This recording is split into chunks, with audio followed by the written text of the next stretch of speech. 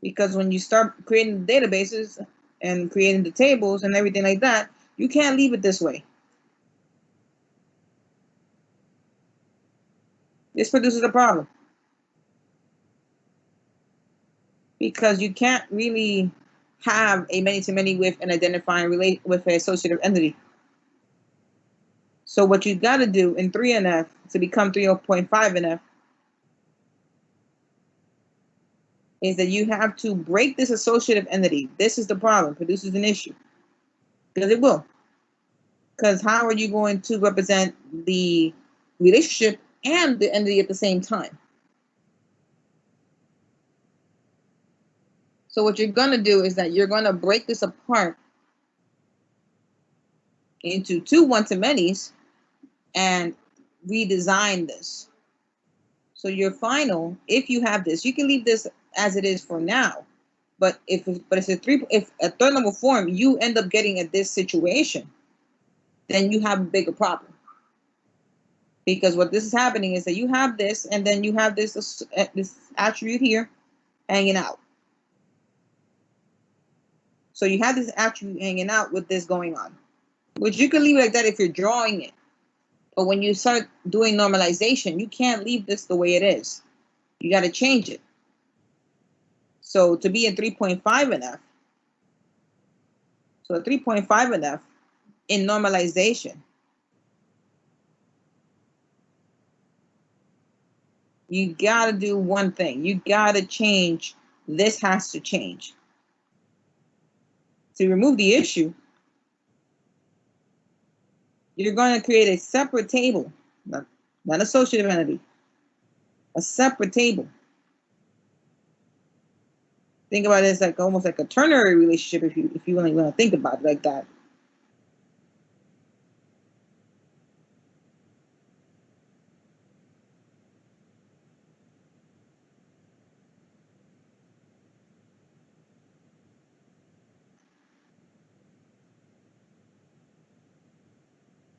In which now one order has many, it's order detail products, you could say. This is order details. So ODP, I'm saying order details products because this table, it's breaking that one-to-many into two one-to-manys.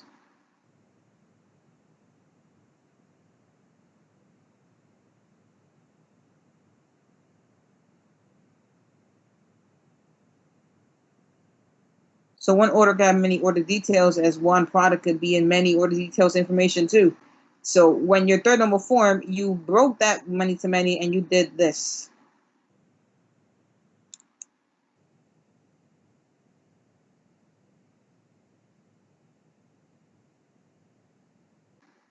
And that's what we're talking about with third normal form, 3.5NF. If you have an associative entity in which it became a many-to-many relationship accidentally, you could say, then you got to create a new table that contains all the foreign keys, and the only thing that's going to break the many-to-many into two one-to-manys, which you see here. That's what we're looking about when it comes to 3.5NF. Many-to-many is broken down, creating a bridge table that indeed breaks down that one-to-many spectrum or that associative entity spectrum and creates one table that contains all the foreign keys in one table and could have its own attributes. But of course, because it's this, you do know because it's foreign keys and additional stuff, it's something else is going to have to come in here as well.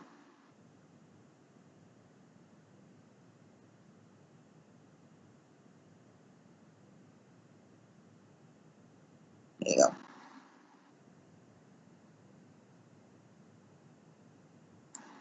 That's 3.5NF. Looking at it as an ER model for 3.5NF, it looks like that.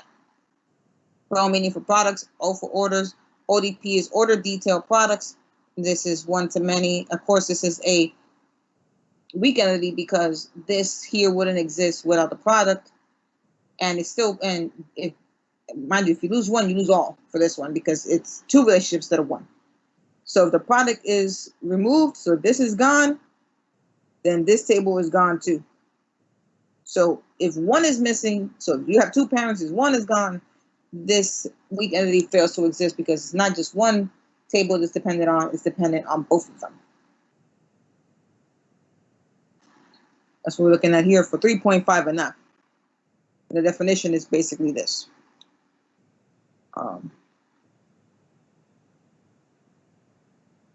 So just know your definitions, know what they are, what they mean. Of course, remember, this is multiple choice, fill in the blank, so you don't know how I'm going to give this question. It could be one or the other.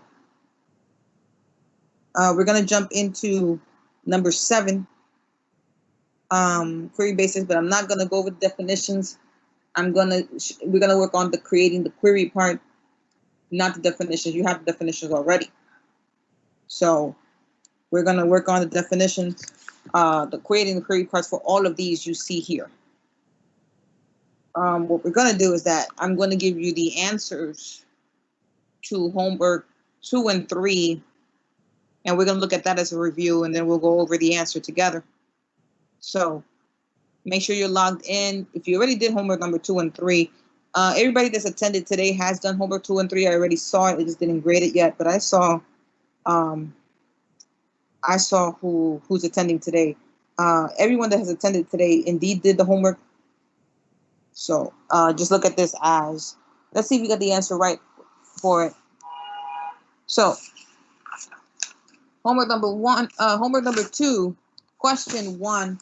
Make sure you have, this is your answer, and I'm going to explain the answer to you. Of course, if you don't know what the questions were, just go back here. Sorry, not this one. Go back here, go to files, and just go here.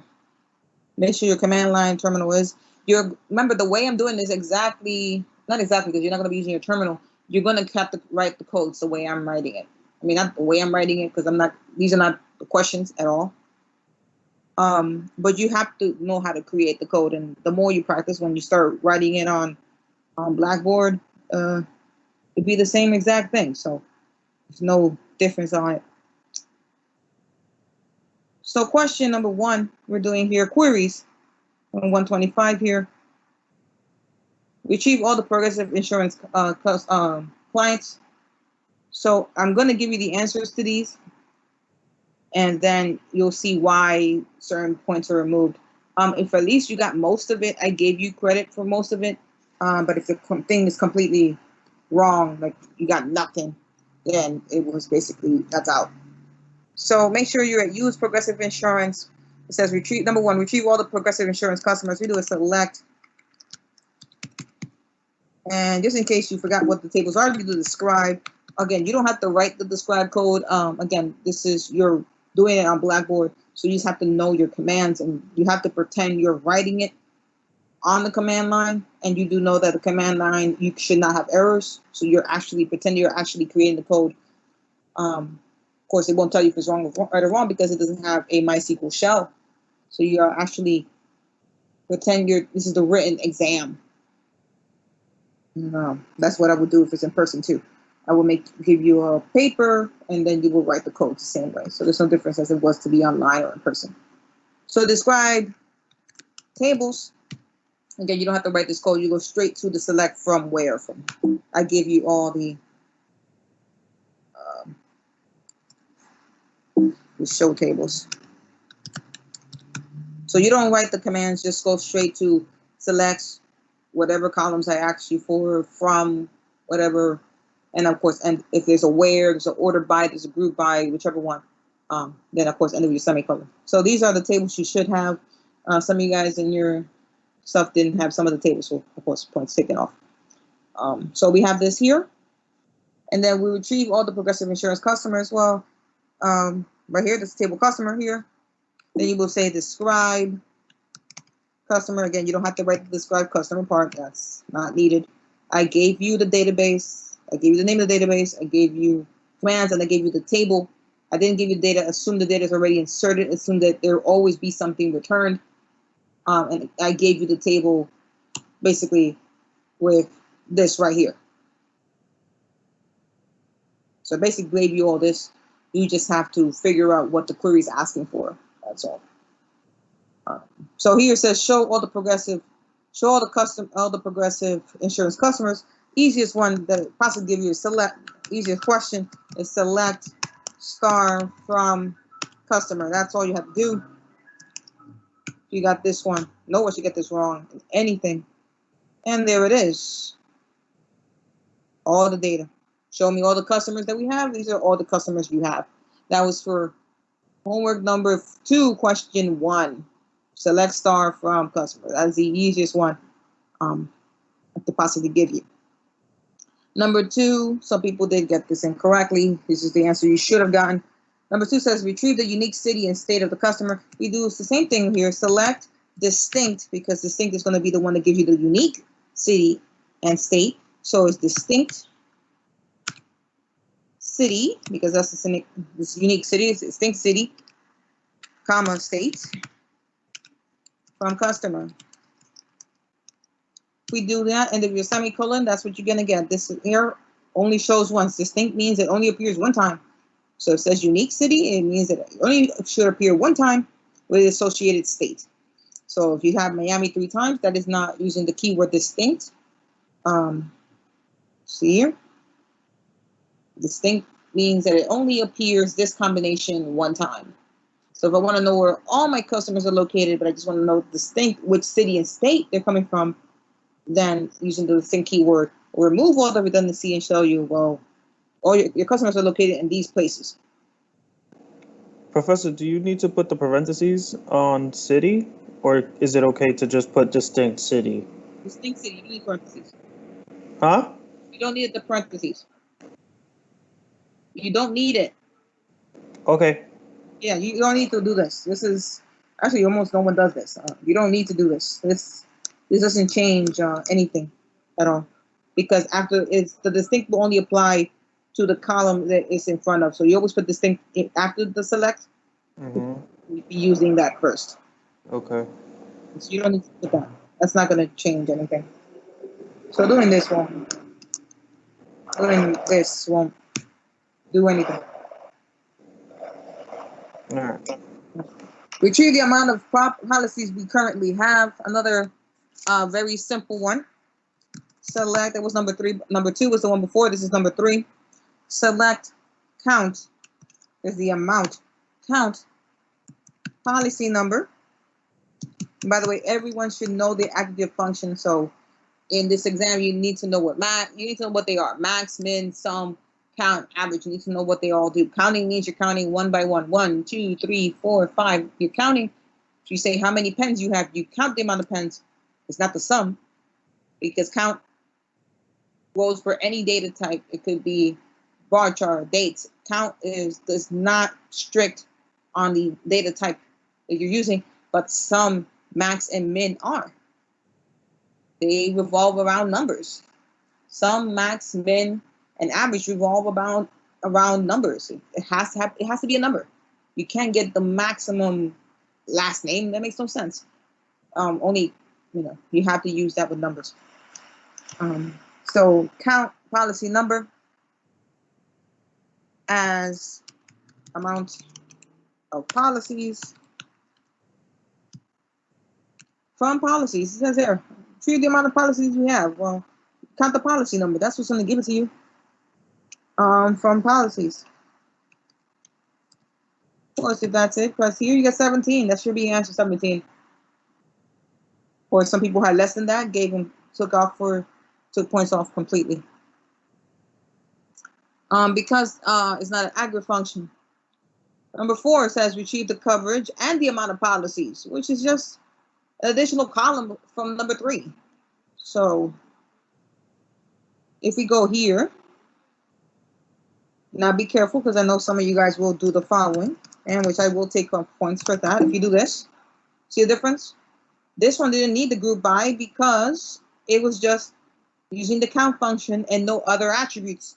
But here I have a difference. There is coverage here, which means it's another attribute that's not in part of the count. So if you give me this, let's say if I say count the amount of people that work for Goldman Sachs and their department, and you give it to me like this without the group by, I'm taking points off, because as you obviously see here, it didn't work. It says here, aggregate function without a group by. So if you have a aggregate function, which is this, as it says aggregate query, that means this, and you have another column in addition to this, then you need to use the group by function. So I'm going to go here, and it's right after this, we say group by, and the name of the column that's not using this. So who's not using count? Coverage is the column that's not using it. If we indeed go this way, there you go. There's an H1 policy. How many of those is one of them? There's an H3 policy. How many of those? One of them.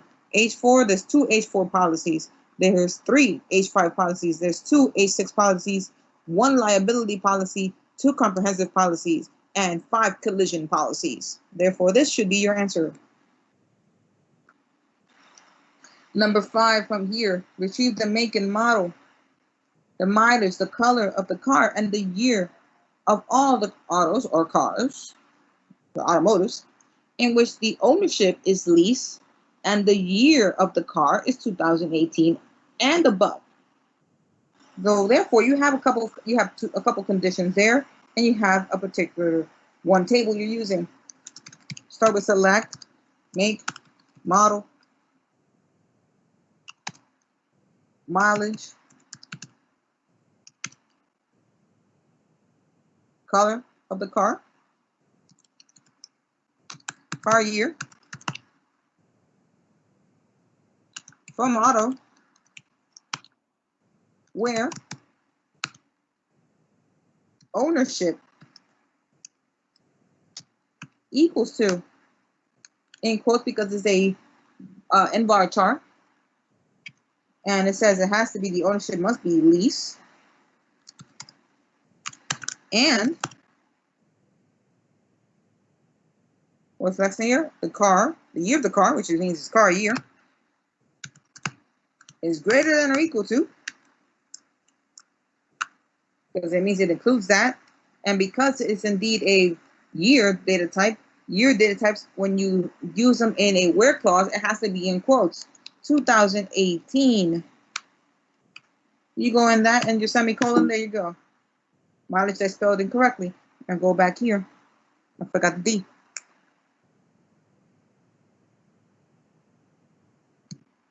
There you go. That should be your answer.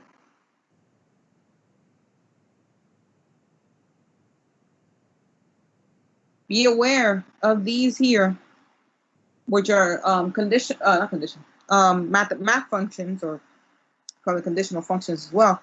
This is greater than or equal to. Be careful, this is not mathematics. So don't put the line under this. I've seen people do that.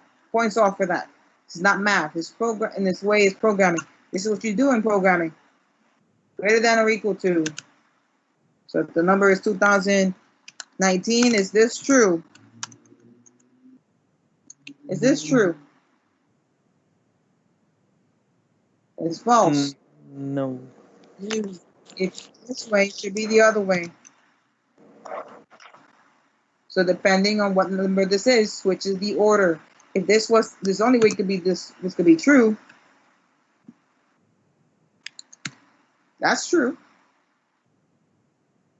We're looking at it in year, but if you're thinking about it in the particular year, for example, who is older,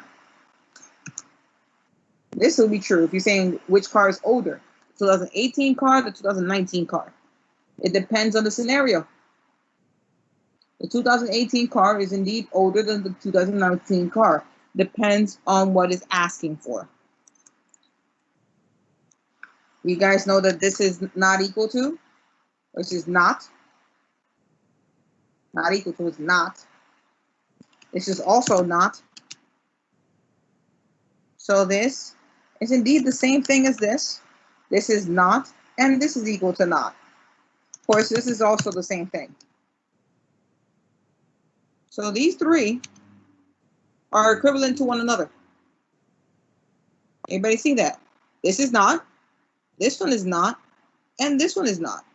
They all mean the same thing when you write in a query. So there's 3 ways to write the same words.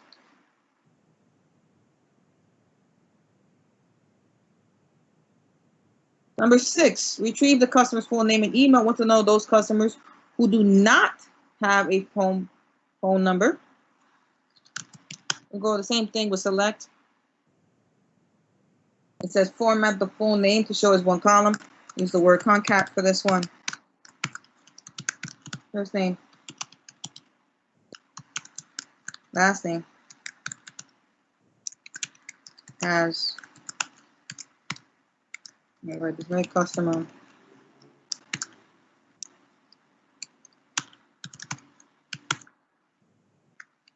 Email from customer where phone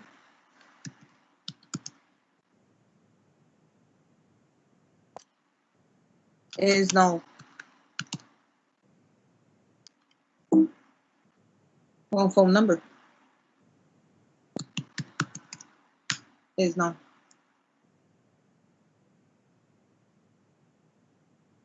So you did put equal to null, same thing.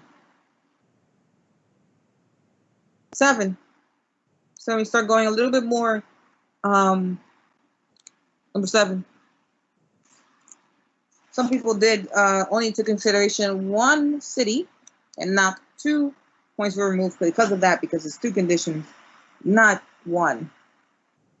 So if we look at this here, I'm gonna just get rid of the is null part. Only the where it is. I'm gonna leave it a concat here, and I'm gonna put city, states, zip code. I'm gonna remove this email, and here, date format, and we open this here, date of birth, comma, and inside here we put these 2 quotes. I'm gonna go back in there in a minute.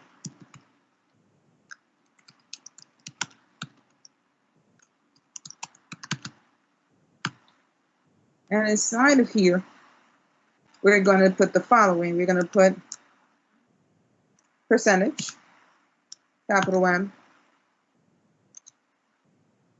percentage, lowercase d, comma, percentage Y as customer birth date. Go inside here, put from customer, where, city, in San Francisco,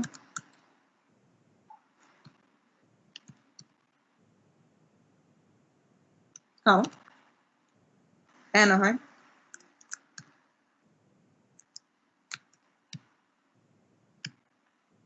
close your parentheses, of course, as opening there, and state equals to California, CA, California. So in here, we press enter here. Oh yeah, remember, I misspelled it myself. So it is date of birth, but I typed it in wrong when I started creating this database. So I'm gonna say that, but it's supposed to be birth date. I know exactly what I did. I wrote this.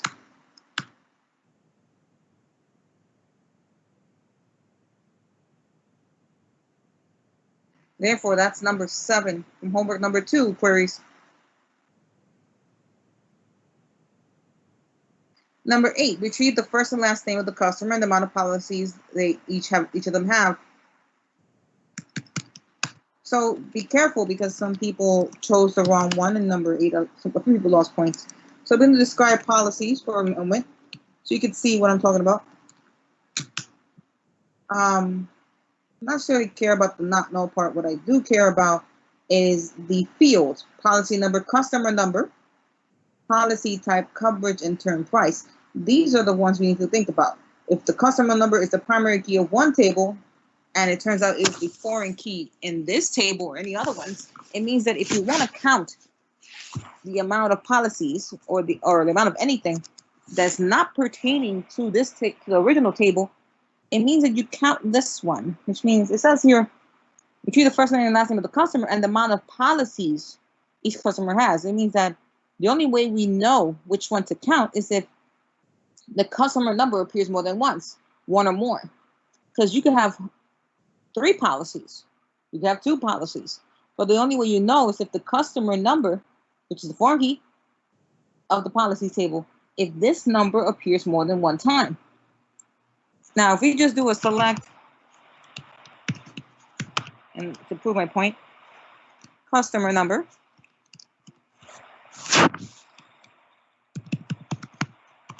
from policies,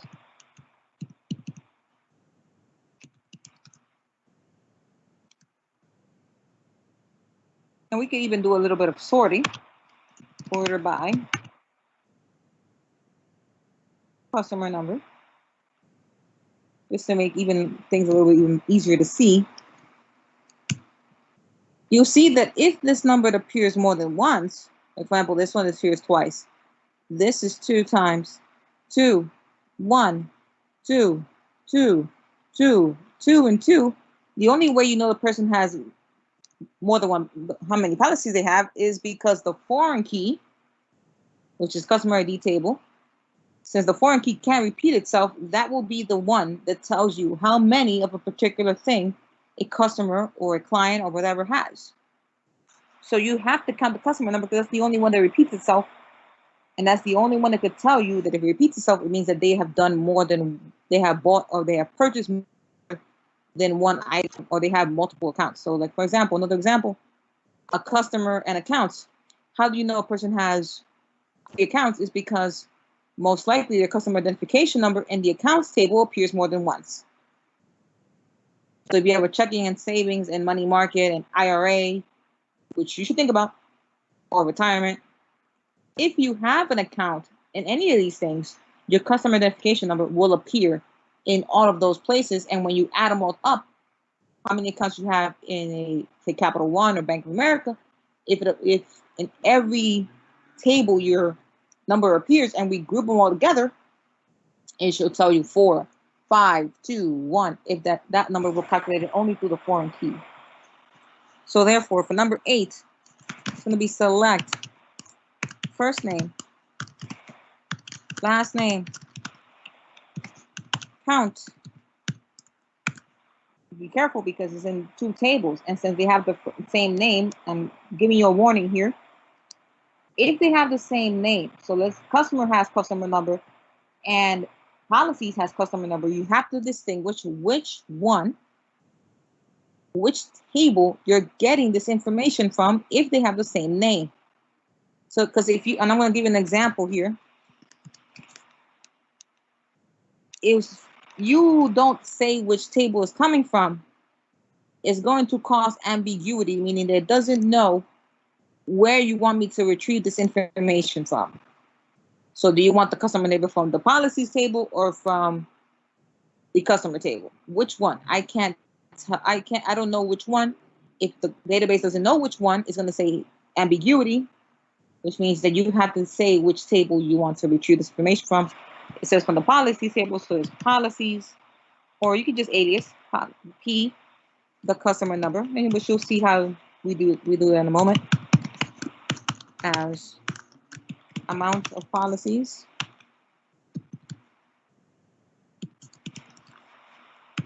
This is coming from customer table. I'm going to go also style inner join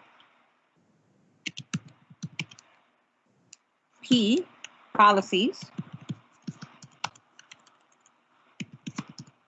as P, hence the P. This P you see here represents this one here. That's what we call aliasing, that we changed the table name and gave it a temporary value, which is P. So P indeed is policies, but instead of writing policies, we just say represented as the letter P, and we use that representation right here.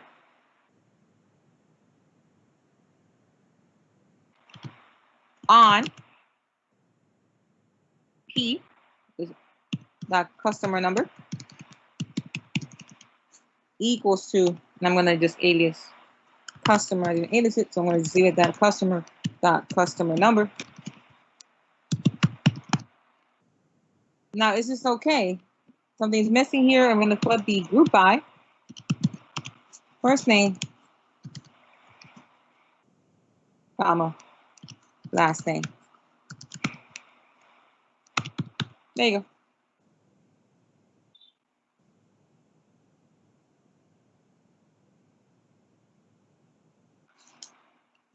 Now, here's a question.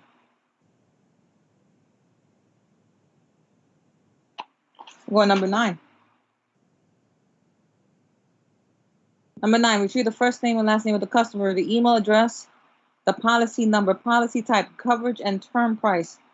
I want to know those customers who have either H5 or HC coverage, and the term price is from 4,000 to 10,000. Format the term price to show up as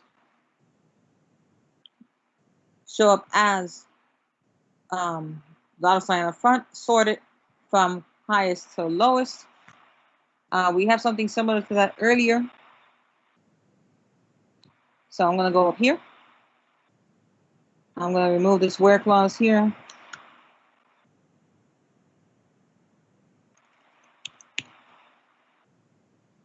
I'm just going to concatenate it. Doesn't matter right now.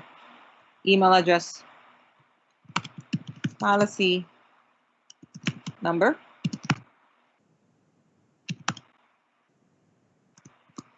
and this here, right here, policy type and coverage.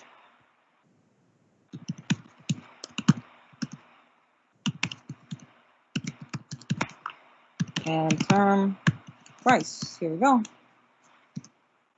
We got them all here. Coverage right here, policy type, term price, blah, blah, blah. And it says here, we'll format it. It shows up with a dollar sign. So we're going to do concat, open parentheses. We start with this dash here, dollar sign. Quote there, close that as term price from customer. I'm going to shorthand this one. Join policies using customer number,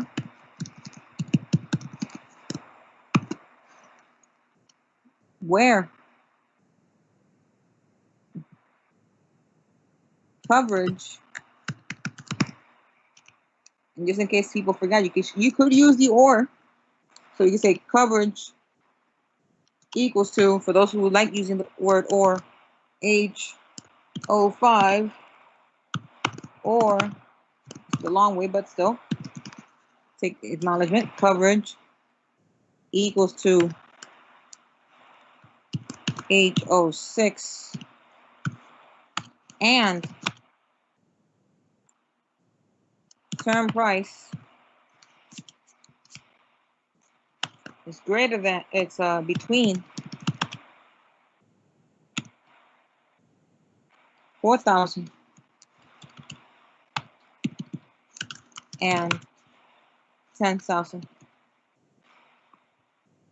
One too many zeros there.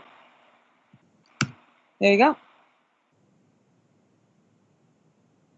That is number 9. We saw here, again, you don't have to use the word or, you can say the same way we did before. Use the keyword in. So this one, you could use always coverage in and then put H5, H6. But just to give you guys the option, you could always use the keyword or, but after so many times, the system starts to slow down.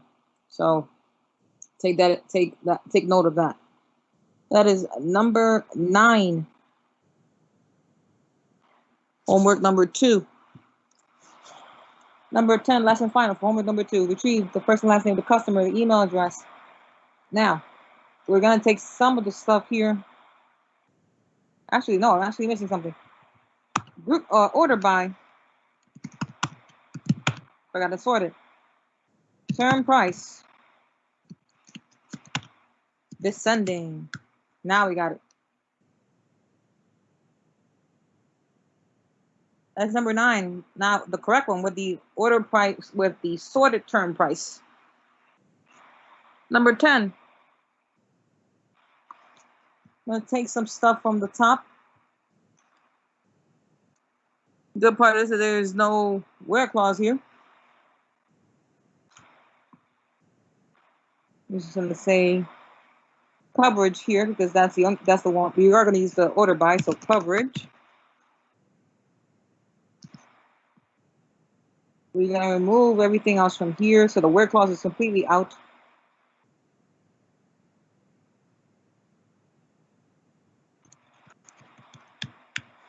I'm going to join here. Vehicle.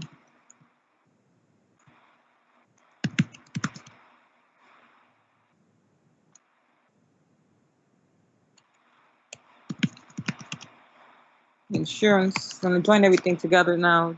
Insurance as V on key dot policy number. I'm going to change it up there. Don't worry. Equals to V dot policy number. Join auto as A on A dot vehicle policy number.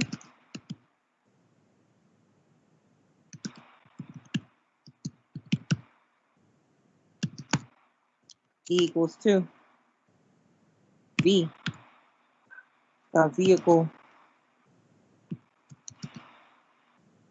policy number. Now I'm going to go up here and just make sure the policies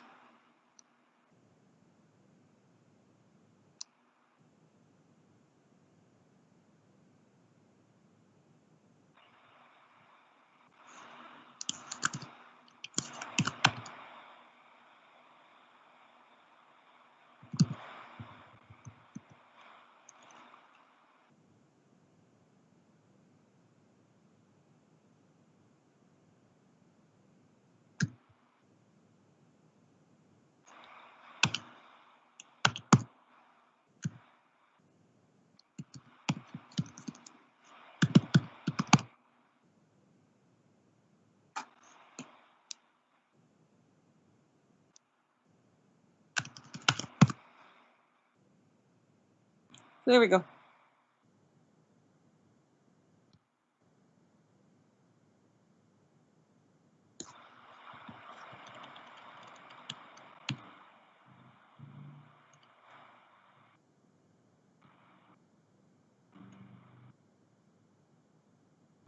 So here's your first name, here's your last name.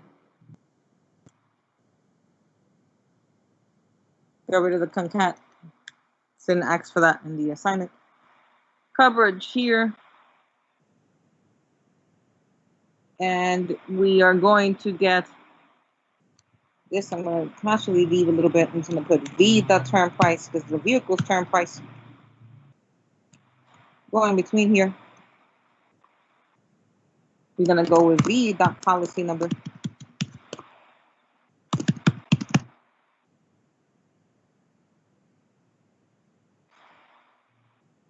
Vehicle policy number.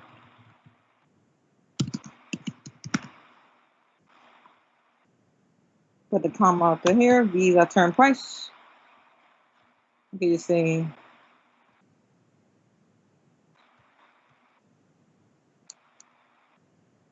put a comma out there. I'm gonna get the VIN number, make, model,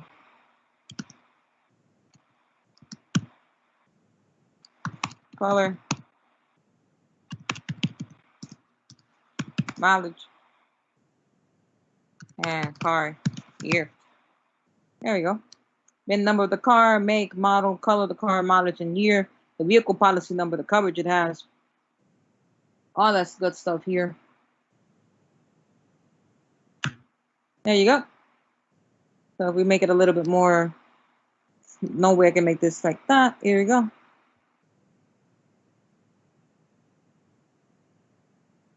So that's number 10. You can join Amber up to 32 tables here. We joined 4. So get the first and last name of the customer, the email, the policy type, coverage, the vehicle policy number, the vehicle term price, the VIN number of the car, the make and model, color, and the mileage, and the year of the car that was made. The first and last name from the customer table. We joined it by policy because the policy type and coverage comes from the policy table. We aliased it as P to make our lives a little bit easier when we start differentiating them. And they join based on the customer number. Remember, this order doesn't matter as long as you pick the right foreign keys. Here, customer, the P, the customer number, joins it by C, the customer number. Policy and customer have a relationship by the customer number. We join it by the vehicle insurance. The only way you know they have a relationship is because of the policy number of the policy table. P, the policy number, V, that policy number. And the only way we know that there's a relationship with the vehicle and auto is through the vehicle policy number, vehicle's policy number. So auto, the vehicle policy number equals to vehicle, the policy number, because we're getting the make, model, the color, the mileage, the year of the car. That's coming from the autos table, and the VIN number as well, and the term price. And vehicle policy number is coming from the vehicle policy table. Therefore, the query you see on top, this one right up here, and then we sorted it by the coverage. And that's what we got. Final answer is this one on top here for number 10. We jump into homework number 3. I'm going to get it from here from our Microsoft Teams. So now you see what was the issue or not. We go back to this right here. I'm just going to close that out because we go here. And we're going to close this out. We're going to look at homework number 3, the queries. So if you see I haven't graded it yet, but if you see that that's the answer that you got for your homework assignment, obviously you got that correct. TS 344, homework number 3. Last and final homework of the semester. This was the questions here. You had 7 of them. We're going to do all 7, and then we end up playing. Because as you saw here, you saw how I typed it. I picked select, I picked the columns. You will have to do the same thing. I will give you the table. I will give you the database. The table will contain the table name, the attributes, primary keys, foreign keys. That will be done for you. You just have to create the query based off the question I'm asking you for. Number 1, part 1, create the following queries. These are left joins and self queries. There's only one left join here. There was only one left join here for this thing here. And that was the first one. Everything else was subqueries, straight through. Going down here, first one, question 1. Retrieve the customer number, their full name, email address, mobile number.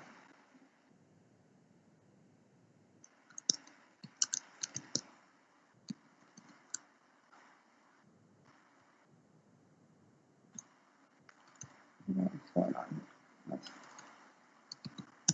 Here's homework number 3.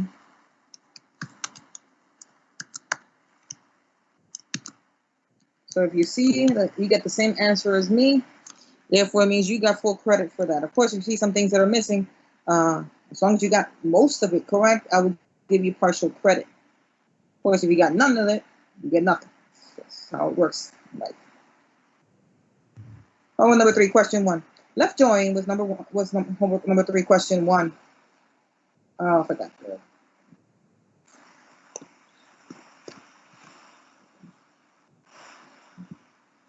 The answer for homework number 3, question 1, it says retrieve the customer number, their full name, the email address, a mobile number, their policy number, the policy type, the type of coverage that they have, and their term price. I want to know which customers do or do not have a policy with our insurance company. Therefore, we begin with customer number. If you say full name, I'm going to go with concat. First name, last name as customer name, you could say. And it says their mobile number. Mobile number means cell phone number. self-explanatory. Same phone number. Their policy number, but remember here, we're going to put P.policy number, comma, policy type. Actually, we didn't even need to put the P there, but whatever. Policy type, coverage, and the term price. Those are the attributes we need. And it says there, I want to know if you or do not have one. So if they don't have one, 0. If they do have one, shows up the amount they have. Which one they have? From customer as C, and actually I'm going to fix this up a little bit. Because this will give us ambiguity.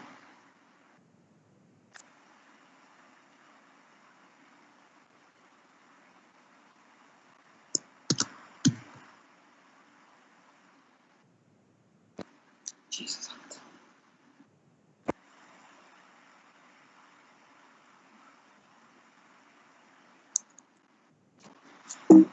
Left join.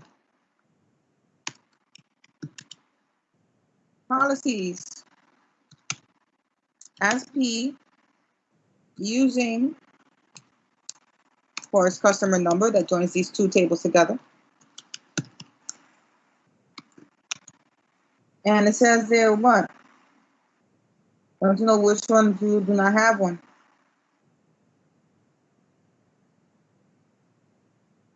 And if I leave it this way, make sure that you do not have one. That's all we're looking for here. We do it a semicolon. That's it.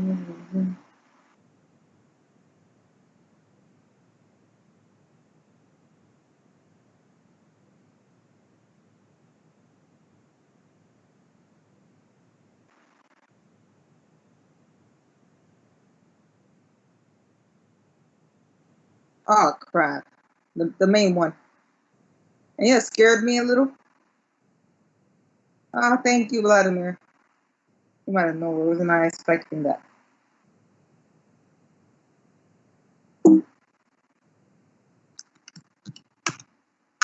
There you go.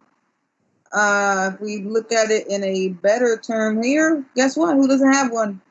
Jean Grey doesn't have a policy number. She left with us no for everything. As you see here, there's 4 no's because 1, she doesn't have a policy with us. Therefore, it has to show up as no, meaning there is none there. Everybody else, it tells you Nick Fury has a property and vehicle policy, age 5 coverage, a collision coverage, and this is the amount of money they're spending. But Jean Grey doesn't have one. Therefore, because we have this here, and we want to know not the amount, but do they not have one? If they have one, let us know. If they don't, it should show up as no. Therefore, this is your final answer for homework number 3, question 1. Left join. Left join will tell you if they do or they don't, and it will list out the ones they do have, and if they don't have one, it shows up as no. Question number 2. Homework number 3, question 2. Retrieve the vehicle policy number, vehicle type, the issue date, and term price. Get the average term price of all the vehicles. Type who is auto. In addition, show difference between the term price and the average. Therefore, this is a subquery. We do select vehicle. So it must be a subquery. Select vehicle policy number. Start there. That's what it's asking for. Vehicle policy number. Vehicle type, comma.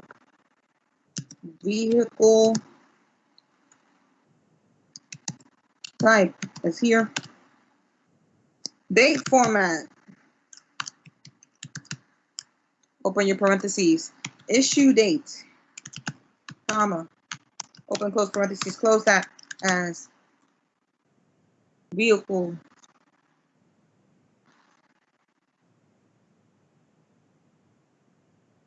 as vehicle issue date. Say that. Remember, this could be anything as long as you get the date format and the stuff in it correctly.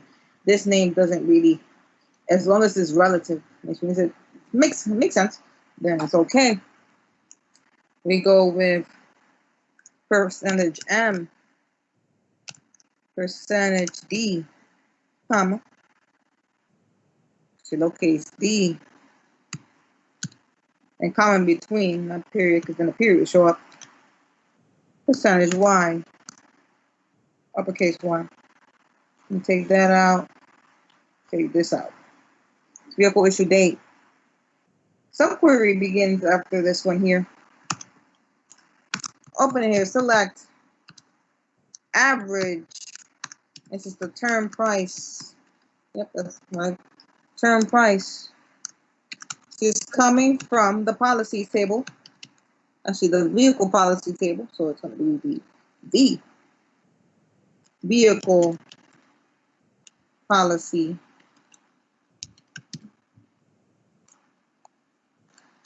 Actually, no, it's going to be the insurance table.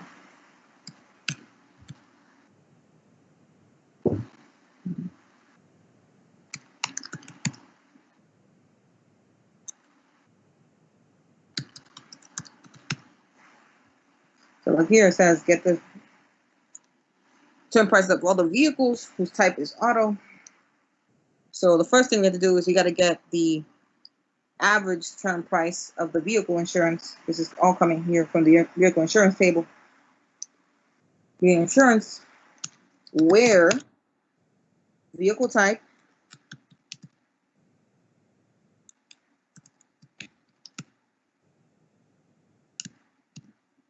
equals to auto. So it's only going to look for those. It's not going to look for the boat. Remember, we have boat and auto. We just leave it the way it is. It only gets for both. So you have to define the average term price, and its type has to be auto. So it's inside the subquery. And this is going to be as average term price or average vehicle auto term price. You say average. Did I do? Damn it. You do that, it erases the query you created, by the way. So if you go up without you even hitting enter, it erases the whole thing. Sucks, but.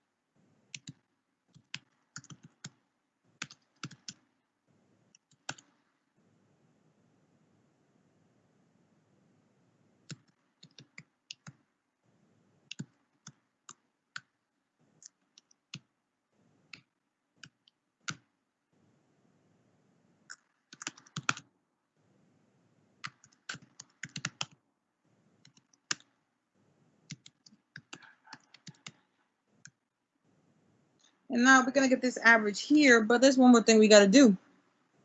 Now we got to get the difference. So we do a comma, we open parentheses one more time, and it's going to be the term price. And some people could have just done it outside too. So there's nothing more with you doing it this way than starting minus and then the subquery. That's also fine as well. So it depends on how you do it. It could be outside like this. It could be enclosed in parentheses the way like I'm going to do it right now.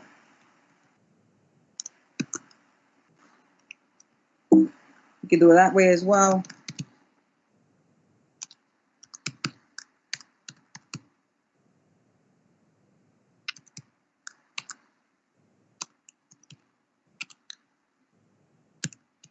And some people put vehicle, so I wrote vehicle insurance because it's easier for me, but most of you guys put vehicle, so that's fine also.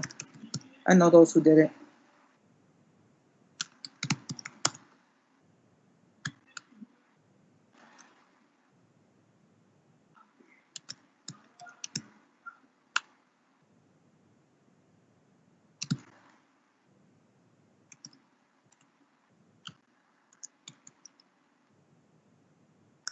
Close your parentheses 1, close your parentheses 2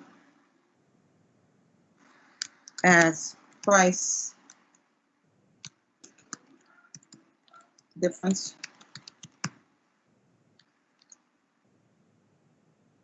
And then here you can finish off from vehicle insurance or vehicle. Some of you guys wrote it like that.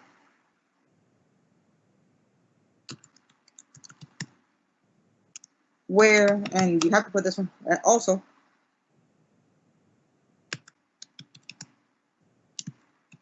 You gotta write this 3 times.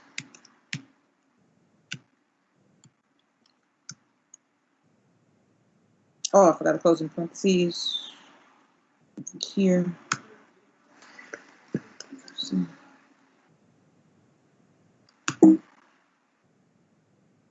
Okay, so give me 1 moment.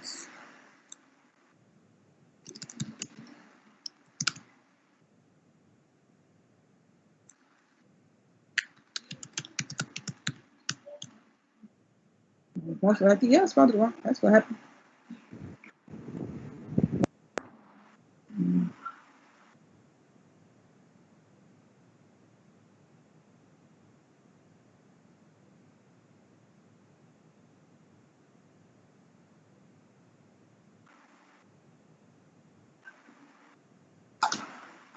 Right. Okay.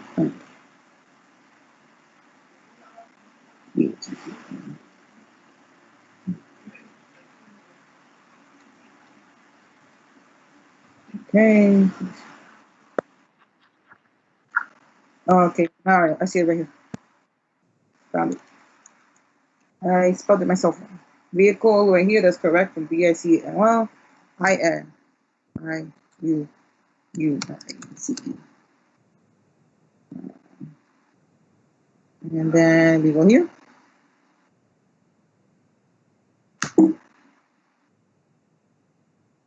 Describe vehicle insurance. That's what you gotta do it always first.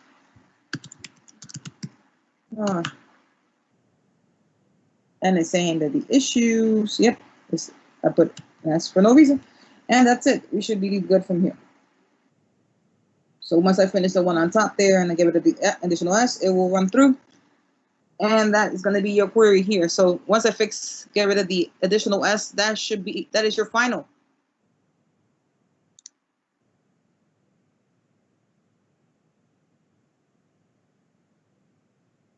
Once I get rid of this, that's right over here. There you go. Final answer. Query number 2. Homework number 3. So it checks the vehicle type auto. It did that. It gave you this here. This is the average. 3,083 and 33 all the way in.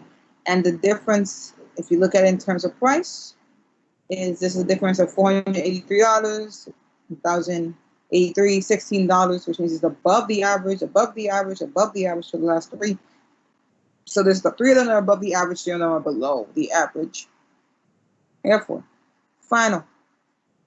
Homework number 3, question 3. It's this one right up here. This one bad boy right up here.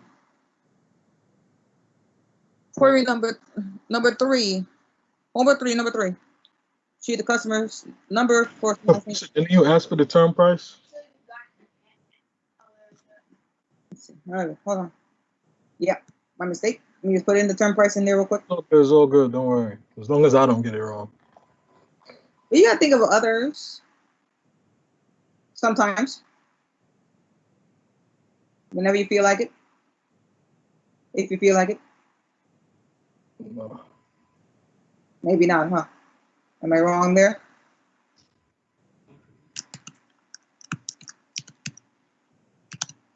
There you go. Yeah, there we go. That's how I had it, yeah.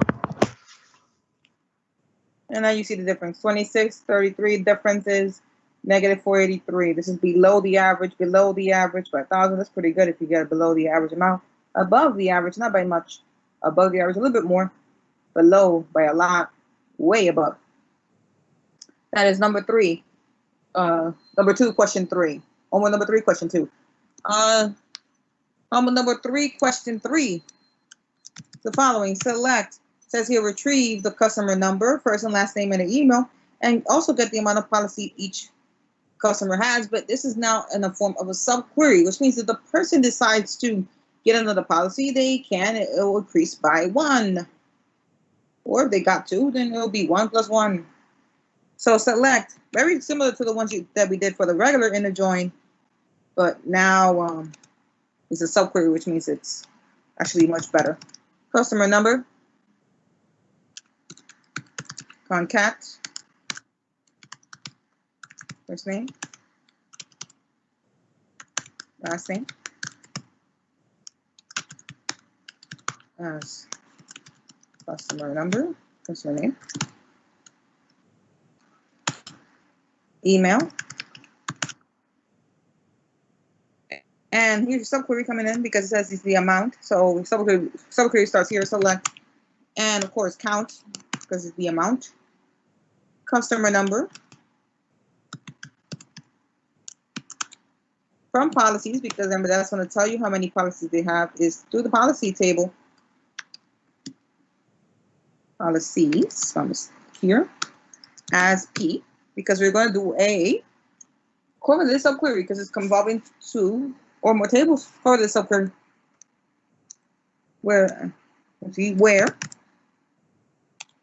P dot customer number equals to C dot customer number, and don't worry, I'm going to edit it at the end of this, as amount of policies a customer has.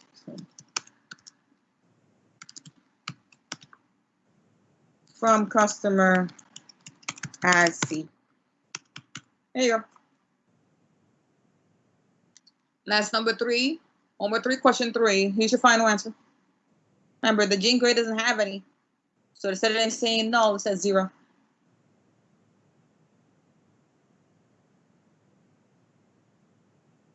Four, retrieve the VIN number, vehicle policy, make and model, and the year of the car. Check if there exists. That's your keyword, but I might not use the word exist.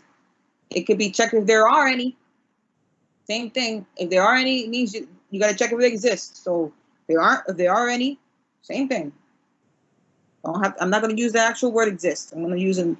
You got to learn how to read it without the keyword being thrown at you. The homework, I gave you the word just to help you, but I'm not going to use that word. It said check if there are any of this. That means check if there exists. If there are any, means you're going to have to see if there are and there aren't. And that is an exist clause, eventually. 4, fairly simple. We did this a couple of times, and I even did it before you had to hand in the homework. So I'm assuming that hopefully most of you got this one right, because we did this several times. Select VIN number,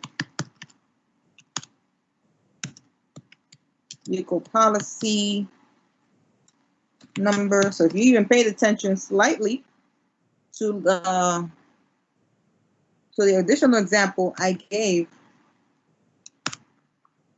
then you'll be fine. But hopefully, I'm hoping this question, a lot of people got it right. For you, from auto as A, I'm going to innocent, where exists, it's your subquery, select, say star, you can select 1, doesn't matter, from vehicle.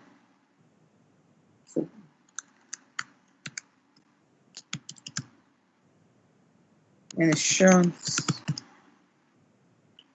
as VI, for vehicle insurance, where, and it says here, if it started after a particular date, so it's where issue date greater than or equal to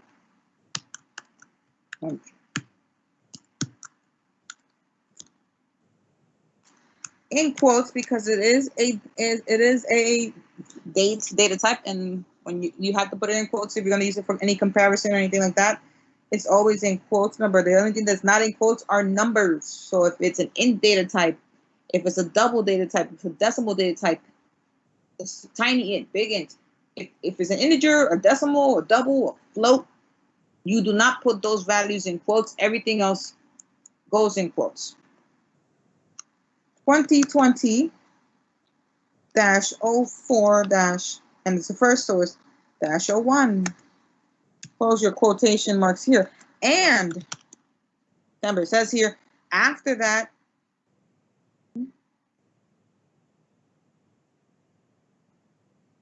actually,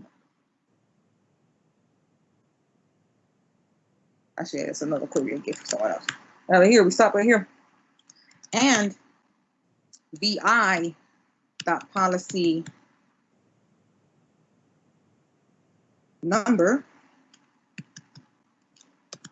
equals to, of course, I maybe it says to A. So A dot, I'm going to put the space here. Vehicle. I shouldn't put.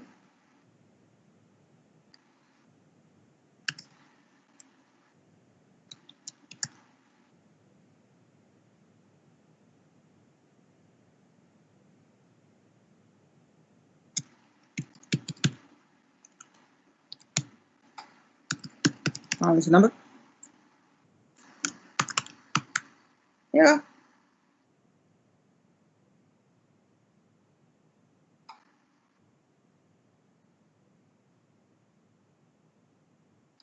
That's the final answer for homework 3, number 4. Number 5. Select. Says here, retrieve the vehicle policy number. Vehicle policy number goes right here. Issue date. Right there, the issue date, the vehicle type. Vehicle type right here. And the term price.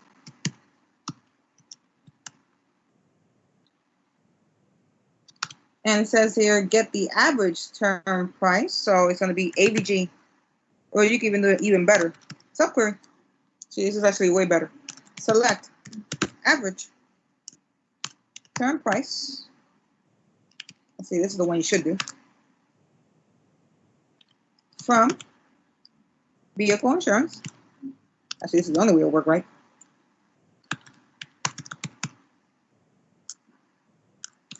As, space it out here, average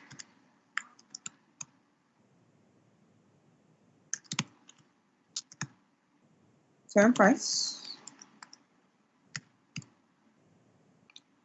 from vehicle insurance. Or if you have vehicle, then that's the one you write.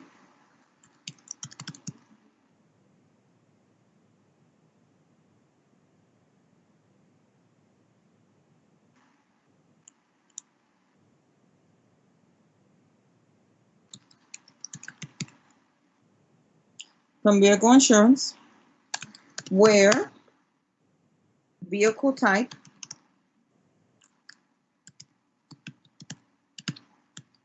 equals auto,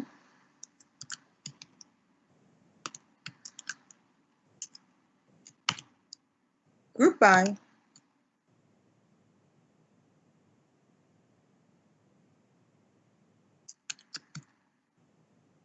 actually, you need the group by, but I'll put it anyways. I'm going to take this here.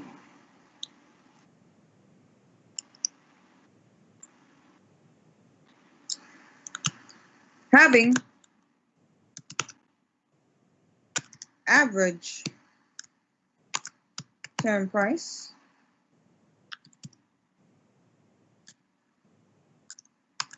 greater than subquery itself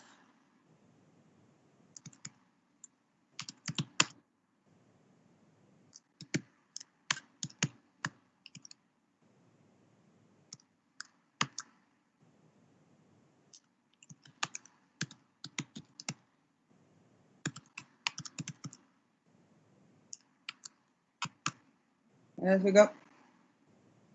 Got one. The only one, those are above it. And this is the only one that's sincerely above the average. And those that are auto. There's the final answer.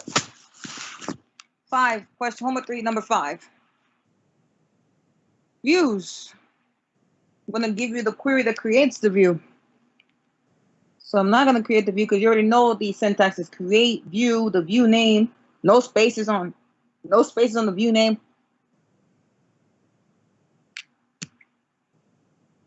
So remember, when you create a view, there is no spaces. I will take points off for that because that will cause an error automatically. So for homework, just remember that I will take points off automatically for that in the final exam and in the homework. You're creating a view for the manager progressive, so you do know it should be create. It should be create view, and then remember the name of the view is highest term, and you can, even if you don't want, if you want to have spaces, you just say highest. This is allowed underscore term underscore policy holder. You could do that. This is perfectly fine. I mean, underscores are allowed as table and column names. Table and column names, you just don't. I wouldn't use it for a view, but you could. This is okay, and that's how you start with the syntax as, and then you continue on. So create view, highest term policy, but the view name must be that. Who's going to have access to it? The manager's going to have access to it. Retrieve the customer's full name. We do with concat. And we're going to do select concat first name. Your number 2 is indeed a subquery. The first view is subquery. First name. Last name as customer name. So this is indeed a subquery. It could only be a subquery for this view. It says get the full address. The full address, I mean concat, or you can write address. So, but I say full address is concat address, city, state, zip code. That's the full address somewhere. Full address means the entire thing. Mailing address, if you want to look at it the same way. A full address is your mailing address. If a writing address does not give me the full address, that building and that number could be in any city, state, or zip code. We want theirs, so it has to be the full thing. As customer address or customer mailing address, if you want to write like that.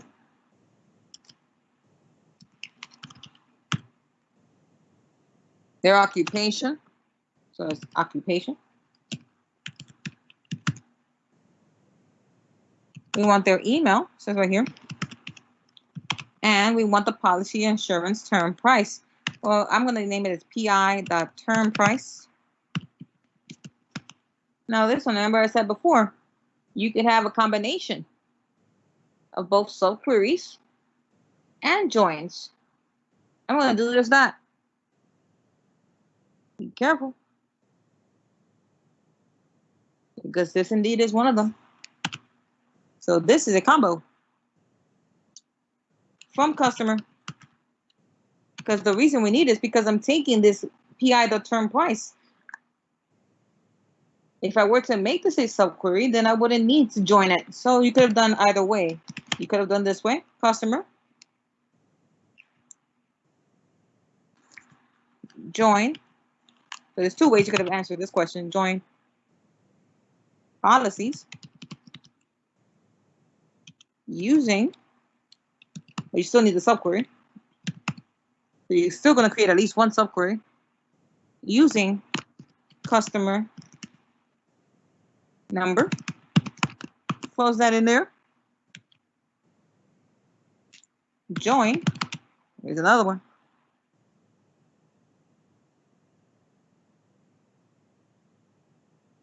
Because the thing is, we're looking at the property.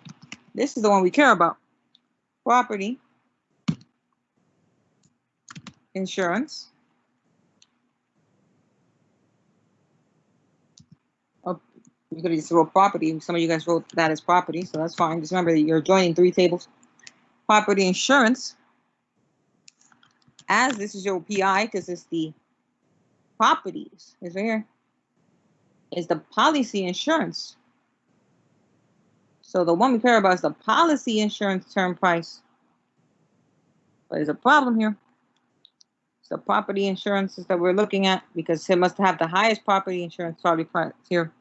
So as PI, using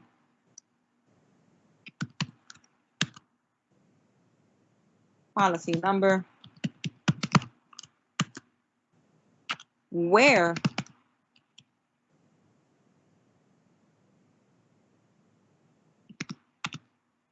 PI got term price, because they're looking at the highest property insurance, which means that PI, that term price, equals to second subquery here, select max term price from property insurance. Close that up and your semicolon. Oh, we're okay. Wait a minute. Yep. So now that I created this view, it's going to be select star from highest term policy holder. And there you go. Thing is that there's three people with the same term price. Therefore, three results should be returned because all three of them have the same term price. So the max is 8,500, but all three of them have the same amount. Therefore, since they all have the same amount and the same term price, and that is the highest term price, so no one is over 8,500, all three have the same term price. Therefore, final answer, these three people have that. If indeed someone else comes in and their term price is greater than 8,500, then they will be the new max, and these three won't show up anymore. Final answer for the first view, view number one. Final. This is your answer. The reason why we used the join is because we needed the policy, the property insurance amount, policy insurance, which is another table, and sometimes you need to join it even though the table is not being used. View number two, last and final. Creating a view for Tilton Burton. Retrieve the following information you see here. So I'm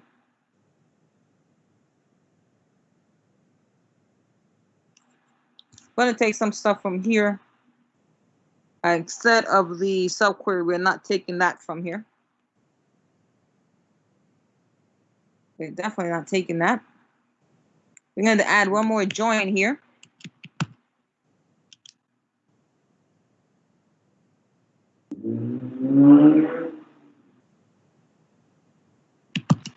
Now this one home as HM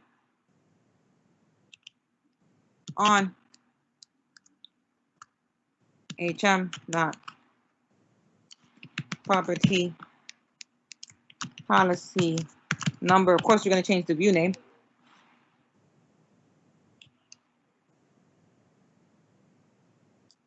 CPI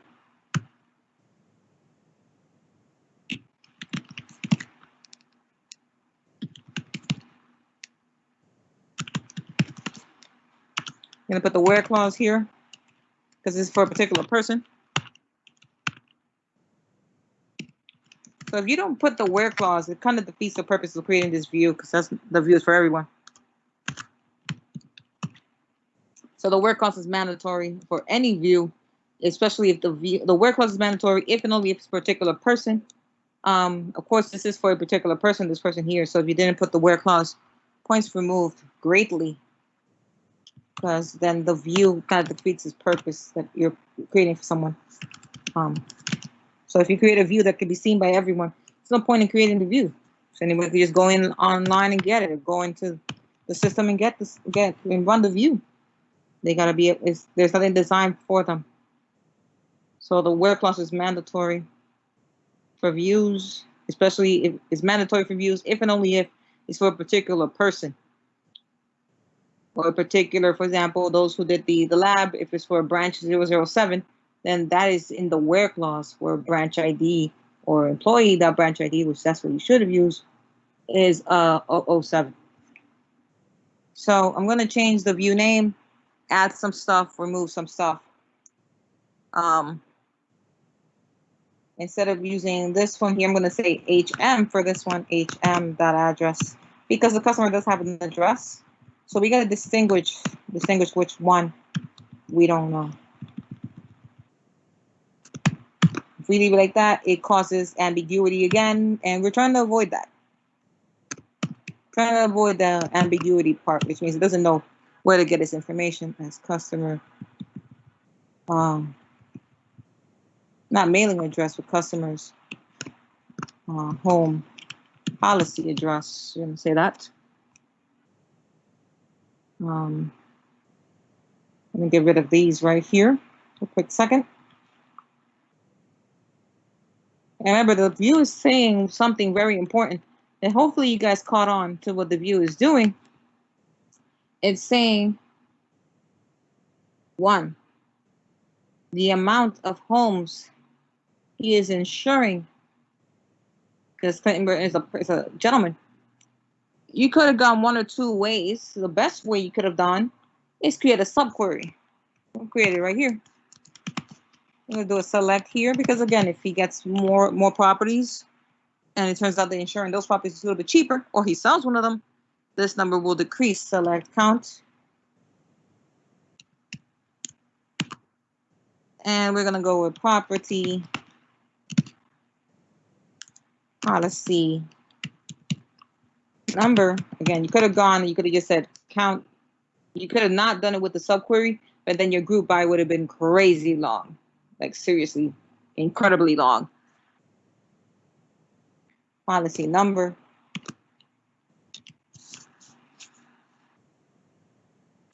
From home. Where. Home. Dot. Property.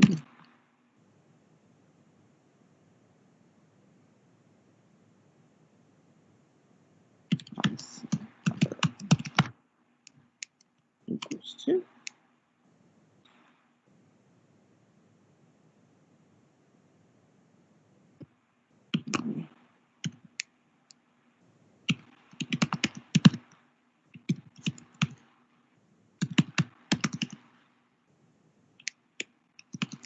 There we go. And close that up here. And we're going to alias it as amount of homes insured. There you go.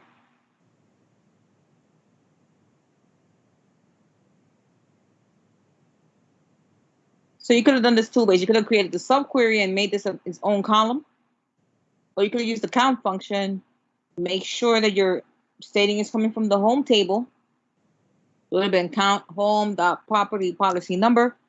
And then you would have to add the group by and then use where, then put group by in the bottom. So this could have gone two ways. So you could have done it without the subquery, but you had to, one, ensure that it's coming from the home table, the property policy number, and you have to use the group by after the where clause. So there's two ways you could have done this one. But if you were practicing your subqueries, then this one would have been it. It's Clinton Broughton as select. And let's make sure here, see the customer number, the mobile number, the cell phone number, email.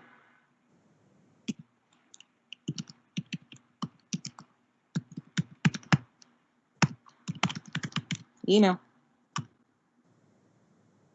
The coverage he's getting from this. So we got a couple more columns we got to add in right after this one.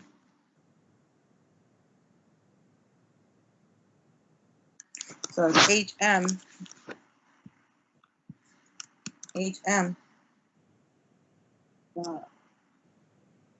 The home's property policy insurance number says HM property policy number, another comma after that. The coverage,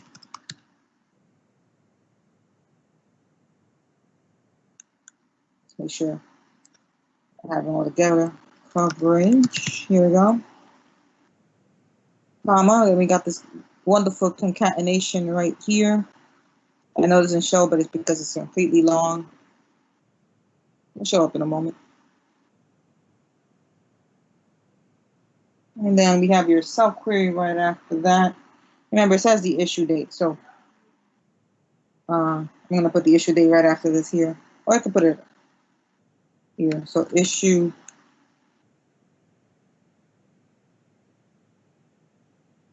Let's see, the policy date. So property insurance policy, the property insurance issue date, which indeed is this one right here. And we have to format it. That's the good part there. So it's date, format. Then we open this up. I'm going to go with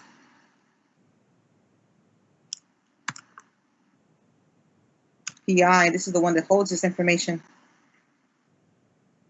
Property issue date. Comma, open the two quotes here. I'm going to close that up. I'm going to say as. I'm going to make a lot of space back here so you guys can see the name I'm giving it. As policy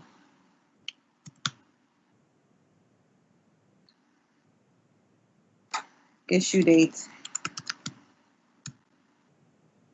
Put your comma right after that.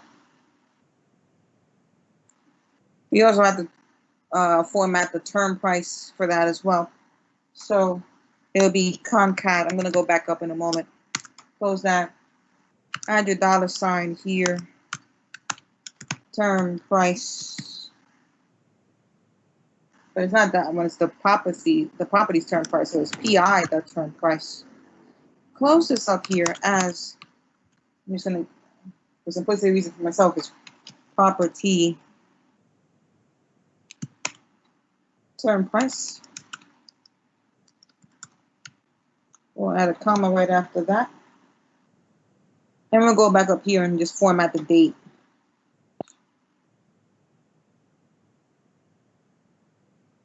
And here, we said the same thing, but we set it to show up like this.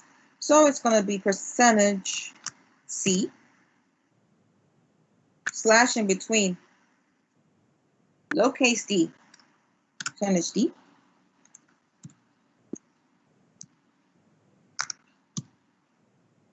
/ one more time. And because it's 2020 is percentage uppercase Y. Get rid of that. Add these here. And I think we're good here. I'm just going to reformat this and make sure everything's fine. You have the closing parentheses of the customer name, cell phone number, email, and coverage, contact. Okay. Everything looks good from here. Again, the only thing that should be different is the subquery. You could have done it without the subquery. But then you have to add the group by clause for it to work. With all the formatting we done, you could have been easier with the subquery itself. So here. So let me go back up, saying that there's no such thing as that. I'm just going to do that one more time. And I'm going to just describe. And I'm going to show tables first. Just make sure that my spelling is correct. Show tables. And it's this one that I'm looking at here. See here, that's the first view.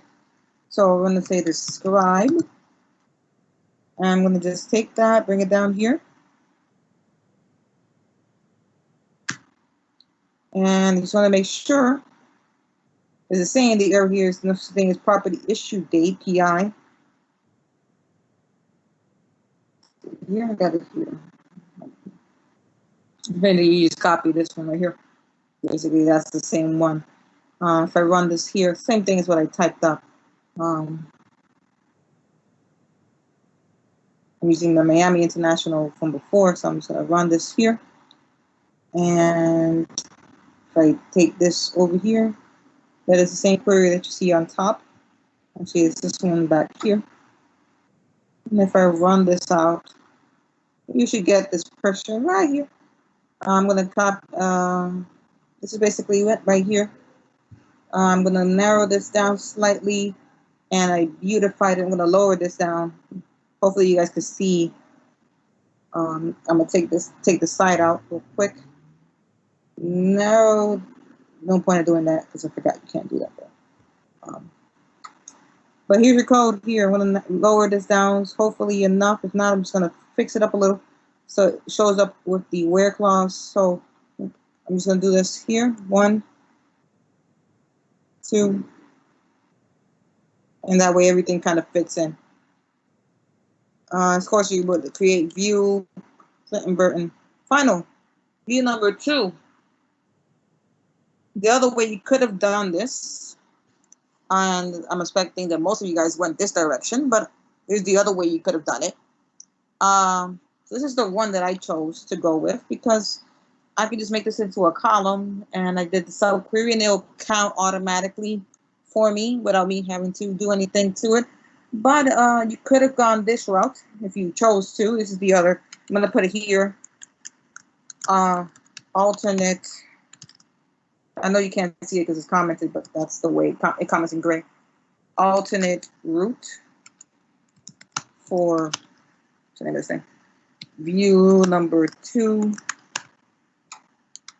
You could have gone this route.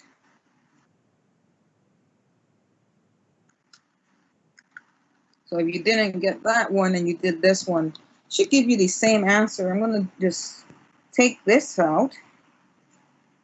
Of course, you don't need the where clause or any of that stuff. So you can just, I would just say HM, the property policy number, because it's coming from the home table. So HM, because remember HM is for home. And then you would say as home, forgot the name that I gave from before, but I'm just going to take that amount of, I'm just going to copy and paste the name. That's not going to change what it's going to do. So you're going to count that from here, all that stuff stays exactly the same. But what you do need to do after here is do the group by clause. And you're going to be grouping by a lot. I'm going to just say that right now. Group by, let's put that over here. And the reason it's, I'm not sure why it's doing that, but we're going to take this here. I'm going to just do this. First thing, last thing, copy all this stuff here. To do it properly, you should group them by all the columns, by the way.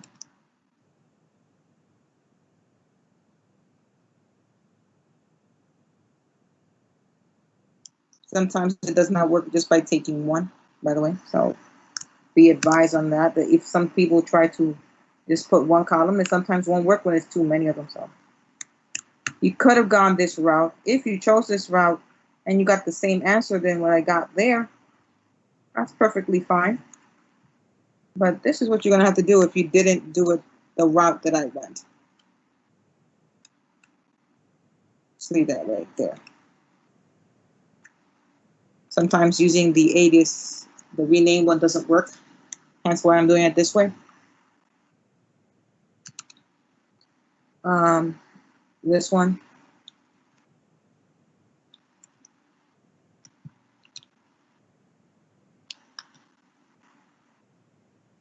And then this one. I'm going to drop this down a little lower here. You could have done this route, which I'm pretty sure it looks too. Here we go. Same thing. Look at the second one. So you only had two options. You could have done it with the sub-queries, which is the top part up here, which is more, cleans up more. Couldn't have gone this route. And just to make it a little bit more nicer, I'm just going to take out, I'm going to unbeautify it for a bit so that way you can see both codes at the same time. So I'm just going to unbeautify it.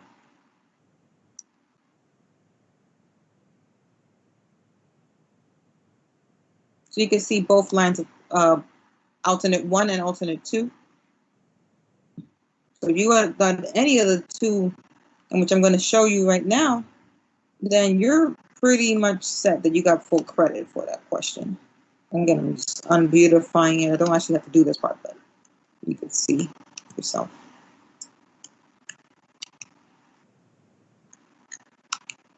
Let's knock this up right up here.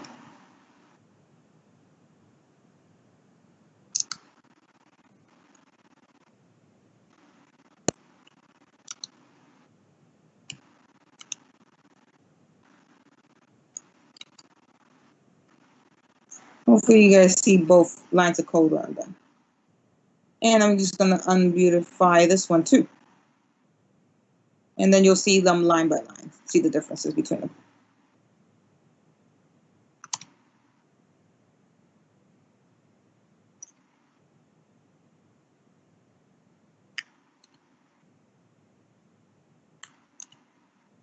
So query number, the view, this view could have taken you, it's going to take you some time. It should have taken you some time. So.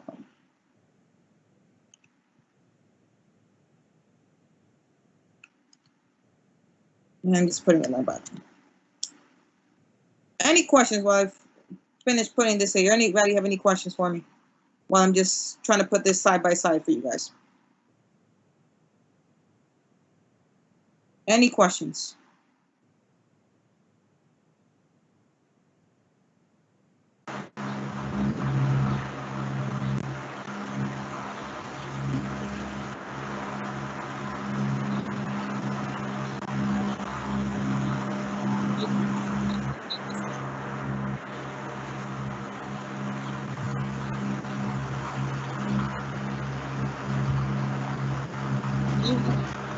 Number 3. View number 2. Last one. This is the one I produced. Either this one or this one gives you the correct answers. You see if I run this query on the top, you get this answer down here. If I run the second query in the bottom without the sub-query, it gives you the exact same thing. This is Hawkeye.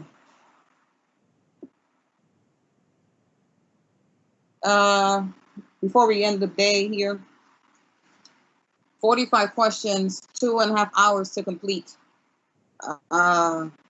Take your time. Do not take the 2.5 hours as a challenge. I tell people the same thing every semester, because you should do the ones first.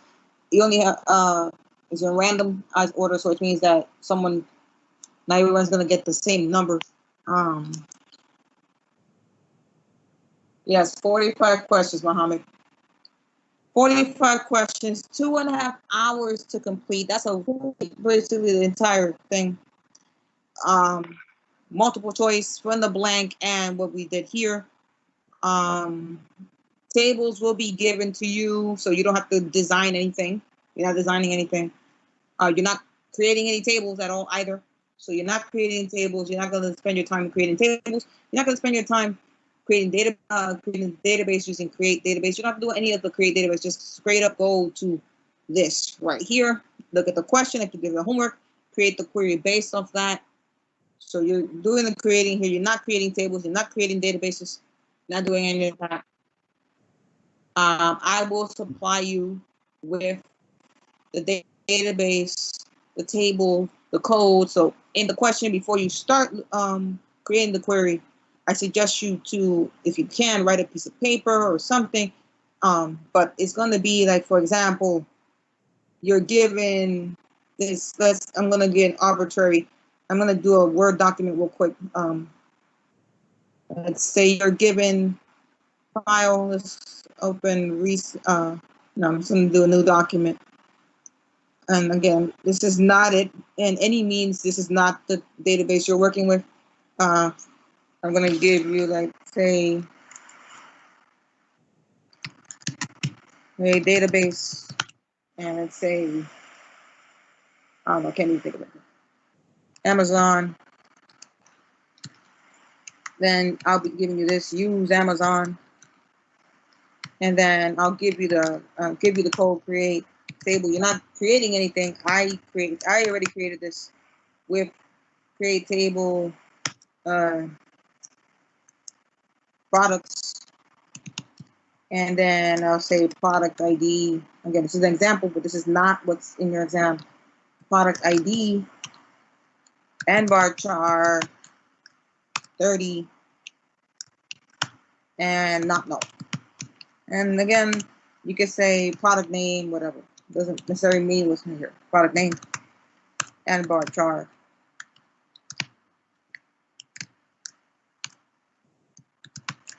And let's go again with 50. And then you close it, right? And then you might have another table under it.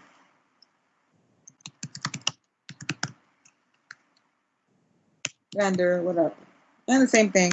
If you see this here, foreign key, you're going to see a bunch of stuff here. Vendor name and varchar. And I'm just going to copy this here because I don't. It's going to be the same thing. And then you will see, like, for example, product ID will be under it, not null. And then you'll see foreign key, which you guys should be very well versus foreign key, product ID. Of course, not with a data type, of course. References, and then products. And of course, product ID will be involved. You do know these two have a relationship, and this will be given to you. So you're not creating any of this. I created it for you. I created a design and created it for you. What you're going to do is that if I say pretend, again, like I said before, pretend you're creating this in the command line or terminal. I'll say pretend, and it's going to say it on there. Pretend you're typing this in the command line or terminal, make it fully functional. Excuse me. Show all the products we have available. Well, odds are that if that's the question, you should say easiest answer, select star from products. And that's it. That's what you will create in the space below that. You'll be given space in which you will have to create the code. That's it. So this will all be provided for you. This is already designed by me, so I already designed it already. These are the things I give you, and it will be like, this is the question, and this will be like, create the query, the following query, in the space provided below. Show, and then here, show all the products we have available. This should be your answer. You just type this in and go to the next question. That's all you're doing. So all this is provided for you. No, it's going to be the same. Same table, same database for all of questions. So question 20 is going to be the same database as question 25. They're all going to be the same database, the same data types, the same attribute names, everything's the same. It's just the question that changes. But after that, everything's the same thing. It's just the question that changes, but the database and tables are all the same.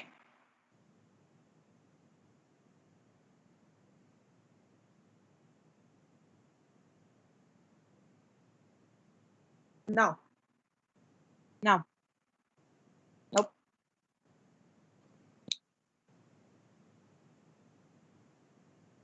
No backtracking, as we call it. So you get question 1, you answer question 1. You can't go to question 2 until you answer question 1.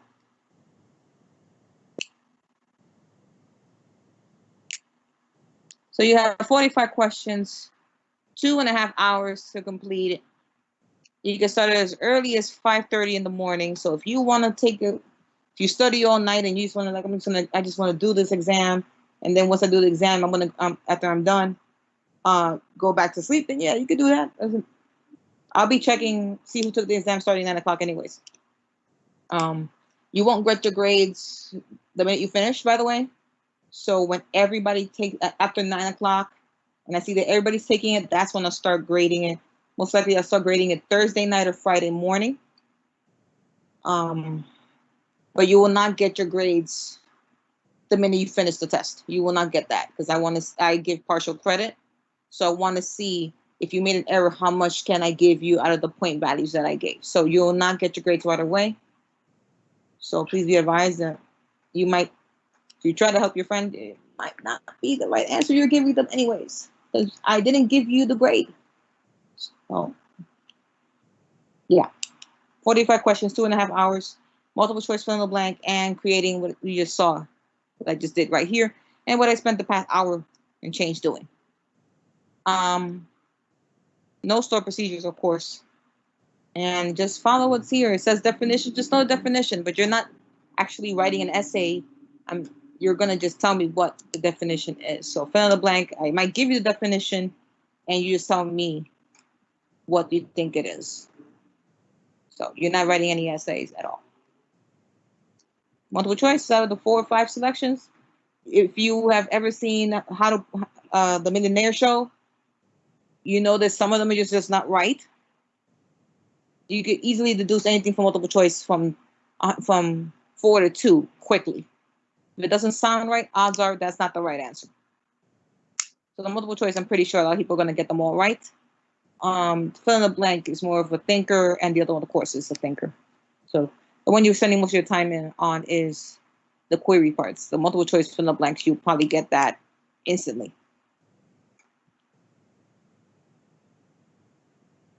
Any questions before we end the day?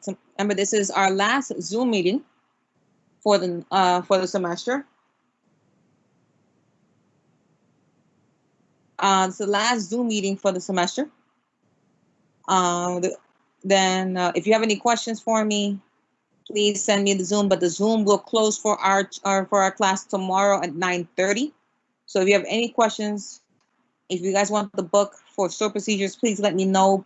Download the book by tomorrow, because by tomorrow at 9:30, I'm closing our channel for this class, because tomorrow is indeed labeled as the last day of class, and class ends at 9:30. So I'm going to pretend this is an in-person class. I'm going to shut down the teams tomorrow at 9:30. So if you have any question whatsoever, please ask them before 9:30. I will answer you before 9:30. But any questions after 9:30, I will not answer, because I'm going to close the channel at 9:30 dot. If there's any, again, anybody have any questions, please let me know. If not, have a good night. If you come up with any questions, feel free to send me something on Teams.